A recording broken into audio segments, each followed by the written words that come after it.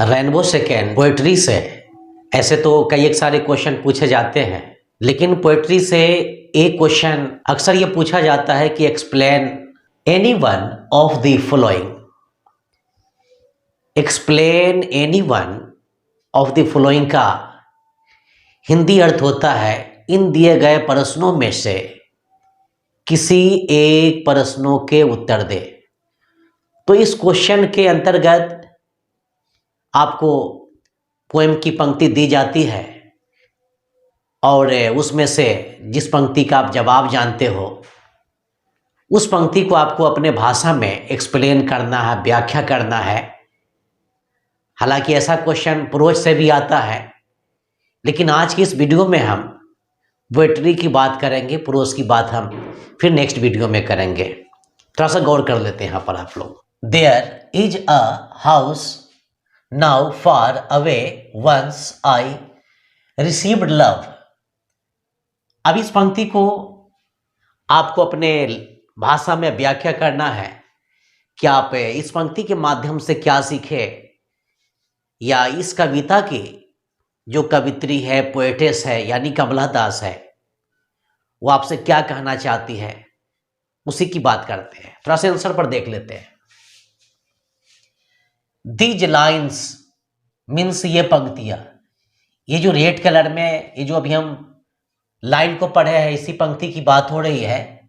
तो these lines means ये पंक्तियां हैव बीन टेकन मीन्स ली गई है फ्रॉम दी पोएम मीन्स कविता से। अब रही बात किस कविता से, तो आपका जो कविता है इसका नाम है माई ग्रांड मदर्स हाउस। माई ग्रांड मदर्स हाउस का मानी होता है मेरे दादी माँ का घर, मेरे दादी माँ का घर। दैट हैज बीन रिटन, जो लिखी गई है बाय कमला दास, मिस कमला दास के द्वारा। तो ये पंक्तियां माई ग्रांड मदर्स हाउस कविता से ली गई है जो कमला दास के द्वारा लिखी गई है। और इसके बाद ये जो आपकी अगली सेंटेंस है, अगली वर्ड है दी पोएटेस। पोएट मीन्स कवि, लेकिन रही बात यहां पर पोएटेस की, तो पोएटेस मीन्स कवित्री। तो दी पोएटेस मतलब कवित्री, वांट्स टू से मतलब कहना चाहती है, कवित्री कहना चाहती है, मगर कैसे कहना चाहती है, थ्रू दीज लाइन्स मतलब इन पंक्तियों के माध्यम से। ये जो रेड कलर में आपकी पंक्ति है there is a house now, मतलब इस पंक्ति के माध्यम से ये कहना चाहती है दी poetess wants to say through this lines मतलब कवित्री इन पंक्तियों के माध्यम से यह कहना चाहती है। अब क्या कहना चाहती, गौर कर लीजिए। कहना यही चाहती है कि वैन मीन्स जब, सी मीन्स वह, वाज मतलब थी, ये स्मॉल मतलब छोटी। जब वह छोटी थी मतलब कौन, यानी कवित्री। सी मीन्स वह, used to live, she used to live मतलब वह रहा करती थी विद हर ग्रांड मदर मतलब अपने दादी माँ के साथ। जब वो छोटी थी तो अपने दादी माँ के साथ रहा करती थी। And receive love, receive her love, और उसके प्रेम को पाती थी, या आप यूं कह ले कि उसके प्रेम को पाया करती थी, यानी वो अपने दादी माँ के प्रेम को पाया करती थी। आपकी अगली वर्ड है after the death of her grand mother. After the death of her grand mother का मानी होता है अपनी दादी माँ की मृत्यु के बाद, या दादी माँ की मृत्यु के बाद। सी वॉज मैरिड मतलब उसकी शादी करा दी गई, मतलब कवित्री मतलब छोटी थी, जैसे ही वह बड़ी हुई, युवा हुई, उनकी शादी करा दी गई, मगर किसकी, मतलब उनके दादी माँ की मृत्यु के बाद। तो ये कहा जा रहा है कि सी वॉज मैरिड, उसकी शादी करा दी गई, यानी कमला दास की शादी करा दी गई। And she began to live, और वह रहने लगी, और वह रहने लगी इन अ न्यू टाउन मतलब एक नए शहर में। तो फिर से देख लेते हैं। After the death of her grandmother she was married and she began to live in a new town मतलब दादी माँ के मृत्यु के बाद उसकी शादी करा दी गई, यानी कवित्री की शादी करा दी गई, और वह एक नए शहर में रहने लगी। सी यान्स, सी मतलब वह, यान्स मतलब इच्छा प्रकट करती है, टू विजिट मतलब देखने की, दौरा करने की, दैट हाउस मतलब उसी घर को, वो उसी घर का दौरा करने की या उस घर में घूमने की इच्छा प्रकट करती है। बिकॉज मीन्स क्योंकि, दैट हाउस मीन्स वह घर, रिमाइंड्स मतलब याद दिलाती है, हर चाइल्डहुड डेज का मानी होता है उसके बचपन के दिनों को, क्योंकि वह घर उसके बचपन के दिनों को याद दिलाती है। And the love of her grand mother मतलब उसके दादी माँ के प्रेम को, यानी वह उस घर को दौरा करने की इच्छा प्रकट करती है क्योंकि वह घर उसके बचपन के दिनों को और उसके दादी माँ के प्रेम को याद दिलाती है। तो ये जहाँ तक मेरा ख्याल है कि आपको ये तो क्वेश्चन समझ में आ गया होगा, आंसर भी समझ में आ गया होगा। चलिए नेक्स्ट क्वेश्चन पर ही हम गौर कर लेते हैं। आपकी अगली क्वेश्चन है, the nearest tower of silence was 1000 miles. The nearest tower of silence was 1000 miles. हालांकि मतलब ये पंक्ति तो हम इतना ही लिखे हैं, लेकिन एग्जाम में यही पंक्ति को थोड़ा सा मतलब एक्सटेंड कर दिया जाएगा, बढ़ा दिया जाएगा। हो सके 2 पंक्ति डाला जाए, 3 पंक्ति डाला जाए, लेकिन आपका जो मतलब स्टार्टिंग का जो फर्स्ट वर्ड है आप वहां से इसको पकड़ने की कोशिश करें। अगर आपको the nearest tower of silence अगर ये सारे वर्ड्स अगर मैच करते हो तो आप इसका आंसर यही लिखिए, नहीं मैच करता तो फिर लिखने की कोई जरूरत नहीं है। चलिए यहां पर देख लेते हैं।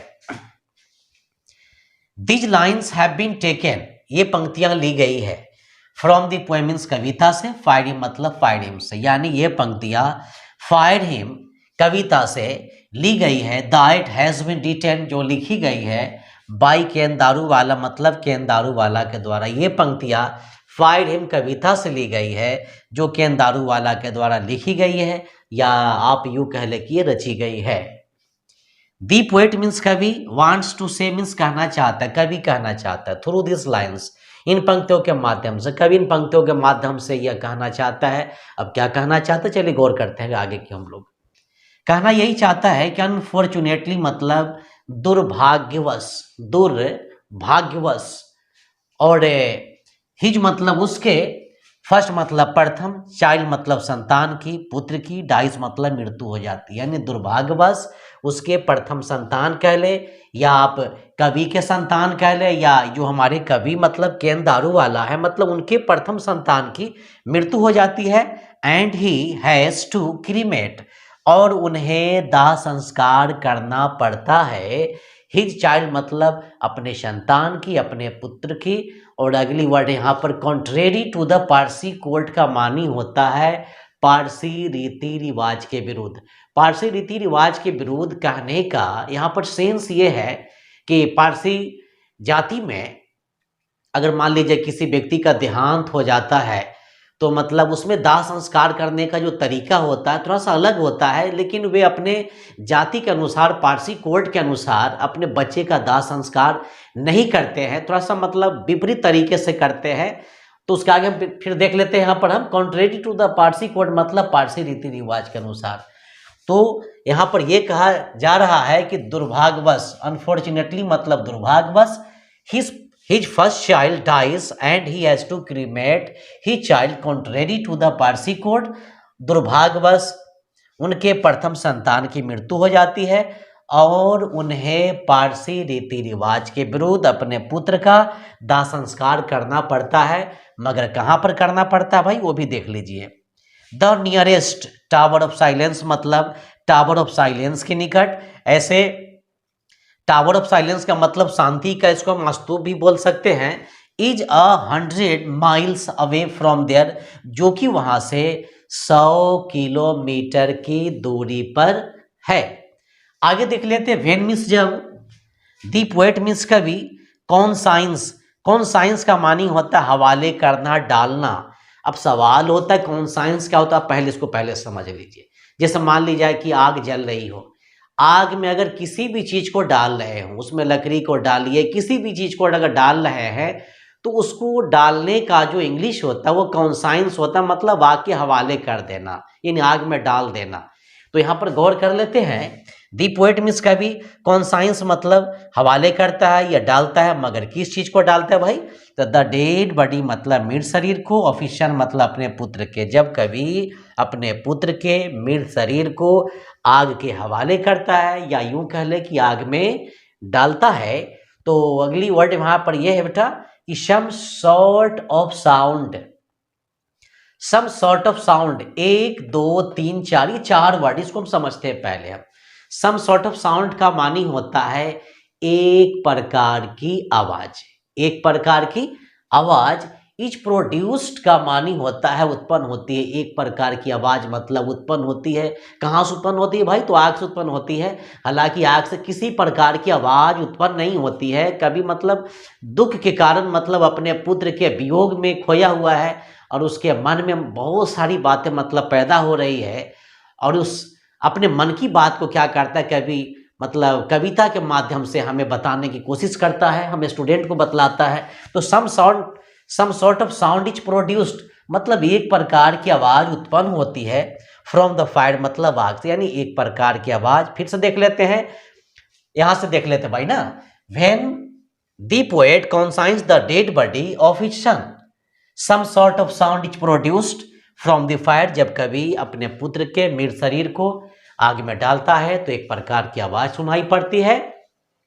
आगे के लाइन में देख लेते हैं यहां पर हम कि दी पोएट मीन्स कवि, फील्स मतलब आभास होता है, कवि को आभास होता है कि द फायर इज टेलिंग ही मतलब आग उससे कह रही हो, मतलब द फायर इज टेलिंग है मतलब आग उससे कह रही हो। हालांकि आग कभी से क्या कहेगी, आग के पास तो मुंह होता नहीं है।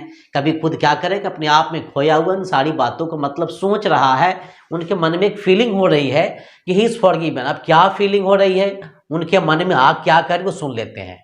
ही इज फॉरगिवन मतलब उसे क्षमा किया जाता है, for the sheen of the violation of the Parsi code मतलब पारसी चलन के, या आप यूं कह ले कि पारसी रीति रिवाज के उल्लंघन करने के पाप से। तो आग उनसे यही कह रही है कि तुम्हें पारसी चलन के उल्लंघन करने के पाप से क्षमा किया जाता है। 2 क्वेश्चन तो आप लोग समझ चुके हैं, थर्ड क्वेश्चन को भी देख लेते हैं। थर्ड क्वेश्चन आपका यह है, I might mention Mungojerrie, I might mention ग्रीडल bone.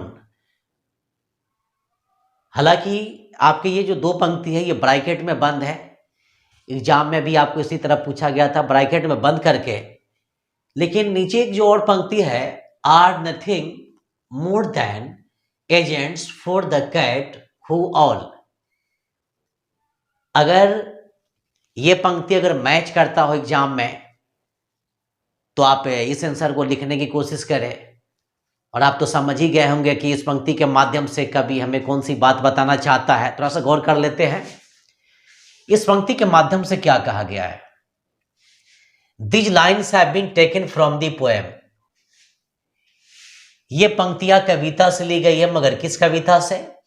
मैकभिटी the mystery cat मतलब मैकभिटी एक रहस्यमय बिल्ली, यानी ये पंक्तियां मैकभिटी द मिस्ट्री कैट कविता से ली गई है। टी.एस. एलियट जो किस कविता के कवि है? टी.एस. एलियट वांट्स टू से, टी.एस. एलियट कहना चाहते हैं थ्रू दिस लाइंस मतलब इन पंक्तियों के माध्यम से, दैट मीन्स की मैकभिटी इज एन इनफेमस कैट। रही बात यहां पर कि इनफेमस क्या होता है, इनफेमस मतलब कुख्यात। तो T S. Eliot wants to say through this line, T S. Eliot इन पंक्तियों के माध्यम से ये कहना चाहते हैं कि मैकभिटी एक कुख्यात बिल्ली है।